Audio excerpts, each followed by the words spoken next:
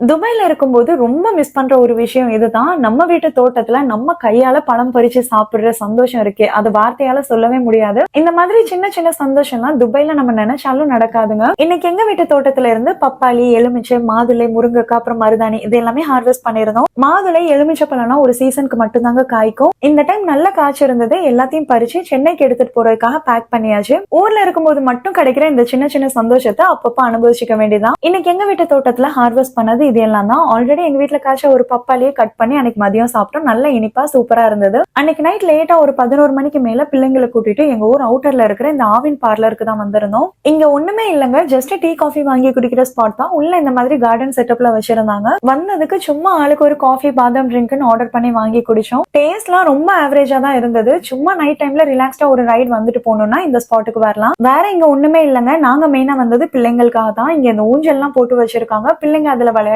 ரொம்பவே ஜாலியா இருந்தாங்க. சென்னையில, துபாய்ல எல்லாம் லேட் நைட் வெளியே சுத்தி இருக்கிறேன். பட் ஊர்ல 10 மணியை தாண்டி வெளியே போனதே இல்லங்க. இன்னைக்கு ரிலாக்ஸ்டா இந்த மாதிரி ஃபேமிலியோட டைம் ஸ்பெண்ட் பண்ணது ரொம்பவே நல்லா இருந்தது. இந்த வீடியோ லைக் அண்ட் ஷேர் பண்ணிட்டு மறக்காம ஃபாலோ பண்ணிக்கோங்க.